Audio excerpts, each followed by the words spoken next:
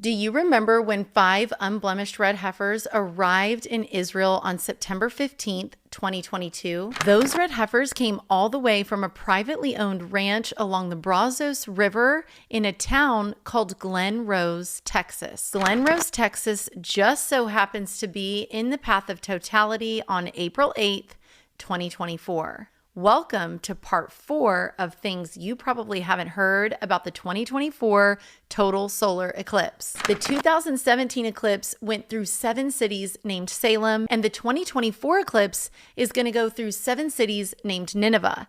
And both of these eclipses are 7 years apart. It's time to talk about the number 7.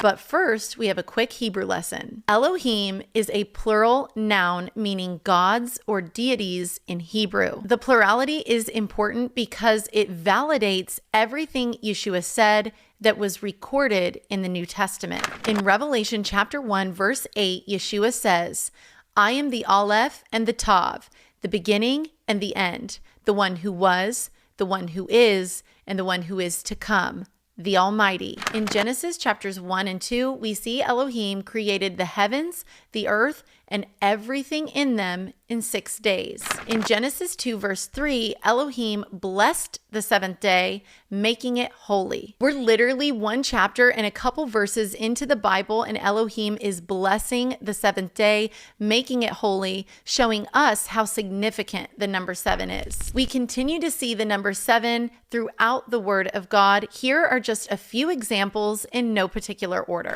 Jacob served Laban for 7 years. Pharaoh's repetitive dream featured 7 fat oxen representing 7 years of plenty and 7 lean oxen representing 7 years of famine. There were 7 branches of the golden lampstand. There were 7 trumpets and 7 priests who sounded them at the siege of Jericho. The people marched around the walls of Jericho for 7 days. Noah entered the ark with 7 family members. God shut the door. Then 7 days later, the floodwaters covered the earth. Once in the land, the children of Israel were commanded to observe the Shemitah, known as the year of release.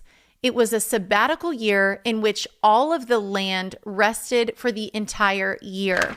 Debts were forgiven, land was returned to its owner, and captives were set free. The Feast of Unleavened Bread lasts 7 days. The Festival of Booths, known as Sukkot, is also 7 days long. The Sabbath is on the 7th day of the week. The tribulation will last 7 years. There are 7 churches, 7 seals, 7 trumpets, and 7 bowls, all mentioned in the book of Revelation. The ordination ceremony performed by Moses in the book of Leviticus chapter 8 required oil to be sprinkled 7 times on the altar. To complete the ordination ceremony, the priests had to stay at the entrance of the tabernacle for 7 days and 7 nights. According to the Torah given to the children of Israel at Mount Sinai, anyone who touches a dead body, a human bone, or a grave is ceremonially unclean for 7 days. During the time of King Hezekiah, the Festival of Unleavened Bread was celebrated for 7 days.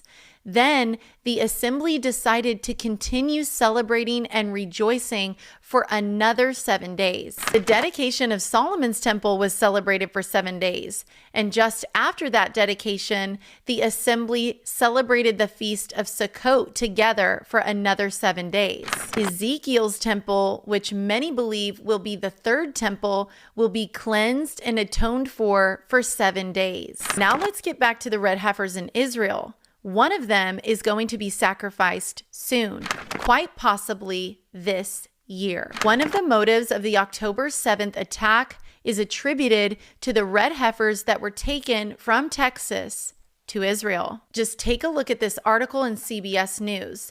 The spokesperson for Hamas, Abu Ubaida, began a speech marking the 100th day of the war in Gaza, accusing the Jews of bringing red cows to the Holy Land, citing it as one of the motives of the attack. After one of these unblemished red heifers all the way from Texas is sacrificed in Israel, a priest is going to take its blood and sprinkle it not 1, not 2, but 7 times toward the front of the temple or tabernacle? Where will this temple be built, and which priest is doing the sprinkling?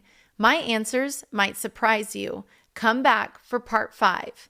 Until next time, bye!